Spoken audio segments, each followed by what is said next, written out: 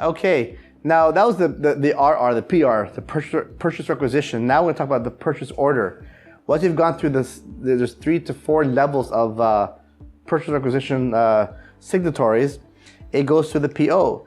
The same thing is applied here. So basically, once it's past PR stage, it'll go through this approval process, just like the PR will. There are 2 types of PO here, the PO main and PO automation.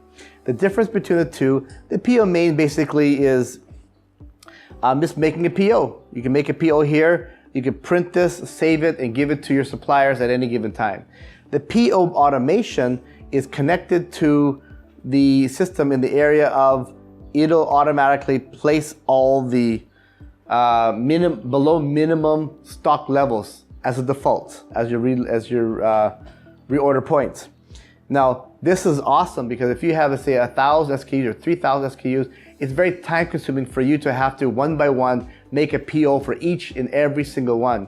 In PO automation, what it allows you to do, it allows you to go through automatically all 5,000, 10,000, 350,000 SKUs. We have clients that have over 450,000 SKUs to as low as maybe 10 SKUs. But nonetheless, you could actually generate all the SKUs. It'll default automatically what are all the reorder points, and then you can edit it if you like. But once you've approved all that, this is per supplier, remember that, per supplier, you would just click Proceed PO button on the right-hand side, and then all those will be placed in a PO automatically. It just automates the process a whole lot more for you, makes it easier, more user-friendly, so you can do a lot more things on your free time. Okay.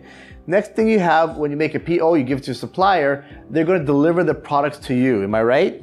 So you have what we call the RR. This is where we call the RR Direct and RR PO. The differences between the two is RR Direct sometimes enables you to make an order without any PO. You just give them a phone call, say, I need these items, please deliver it to me, because sometimes your supplier, it's not as automated, they're not that big, they don't use POs, and basically they just go on a phone call. That's the old style, which is still very common in practices today.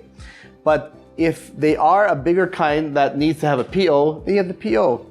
The difference between the two here is if I click direct, I would make a phone call to the supplier, then I will encode here exactly what I ordered, and then it should match the direct delivery receipt that they delivered the items with. As simple as that. You have to encode exactly what you got as you received. So if you ordered 300, you'll just get 300. If you only got 200, you put 200 instead.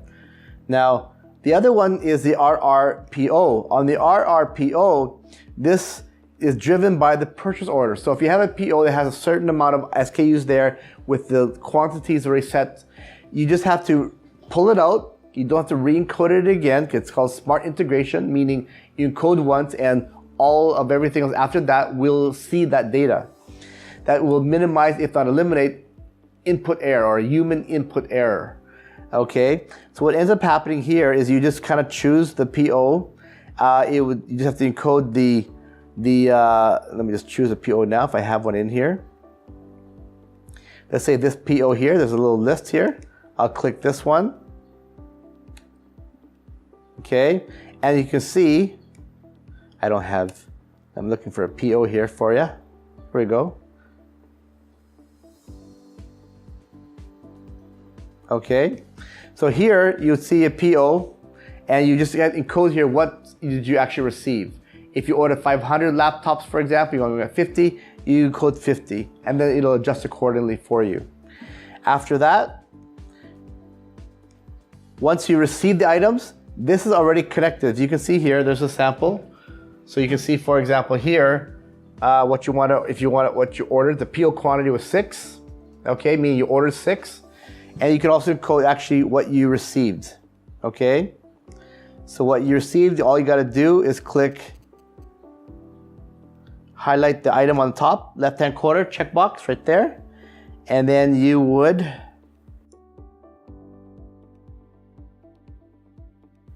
I guess it'd be easier if I click edit, huh?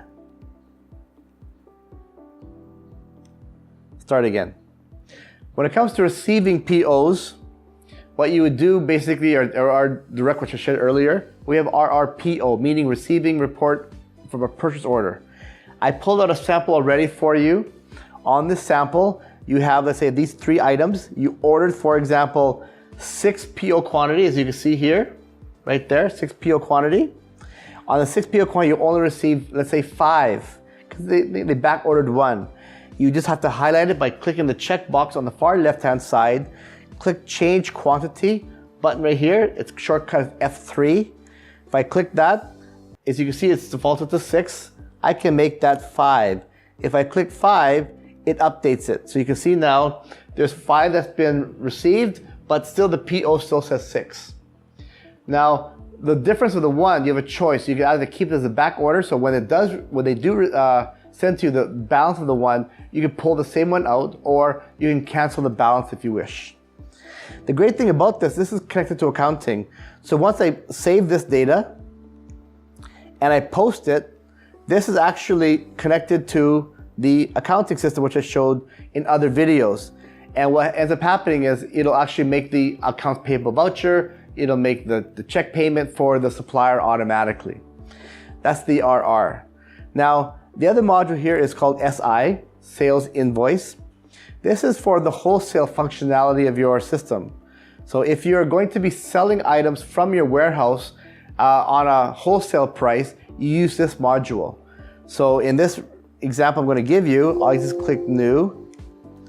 Okay, I just have to type in here any kind of item. And I can see there's a sample Jack Daniels. This is an alcoholic listing here. Jack Daniels. It defaults automatically to the quantity. I can say, for example, the 5. I hit enter.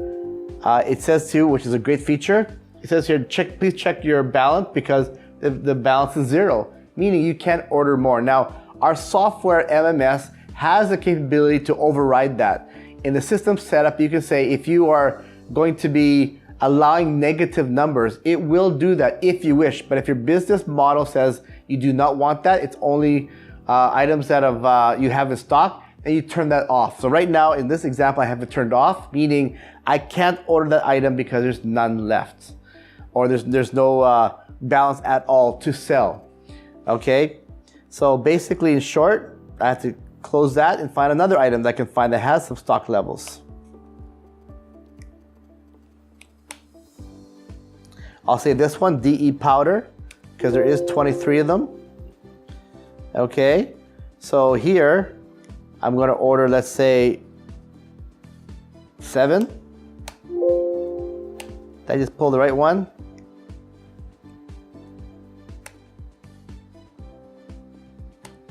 There we go. I click 7. I hit enter, and you can see it accepted it because there was 23 in stock. I have 7, and I can continue the order. If I can add more if you like, or I can just end it here. If I'm done, I click the word done, and then I can just save this, and then I can post it. Once I post it, it'll be part of the accounts receivable of that particular customer. Okay? We also have here returns. I can return to the vendor, meaning if there is some sort of item that you have purchased for your resale and there's something wrong with it, it could be either damaged or it could be for whatever reason that would be, you can return it to your vendor, your supplier. This enables you to get it out of the inventory with proper documentation. Okay? As well as the next button to the right would be repacking. The repacking functionality enables you to have, let's say you have 10,000 SKUs, and let's say you are a drugstore or you are a service department, and the service department for automotives.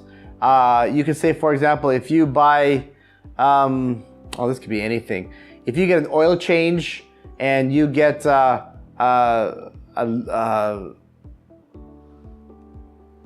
steering fluid and windshield wiper fluid, you get it all as a package. That's repacking 3 different SKUs. There's oil there involved, there's oil, 4 actually, oil filter, there's radiator, power steering fluid, and then there's also the windshield wiper fluid, okay? So it's 4 SKUs to become 1 SKU as a package. That's called repacking. Okay, so the function is there as well. The other one here is called damage. The damage is also meaning for expired and damaged. Remember I shared with you earlier, the MMS has a capability of lot and batch number for consumables that expire. Maybe they're food items or pharmaceutical items or whatever it might be. So this is how you track it separately if it's expired or if it's damaged of any kind. So this is not going to be part of items that you could sell, okay? At least you know that you haven't stocked the item, but you have, say, 1,000 items, 4 of them are damaged or 4 of them are expired. Now you only have 996 really that are sellable, but you still have 1,000 still in stock. Next, you have giveaways. What's giveaways? Giveaways enables you to have promodizing items. So for example, your company has marketing budgets. You want to buy 1,000 umbrellas or 1,000 calendars. Of course, you're going to PO for that.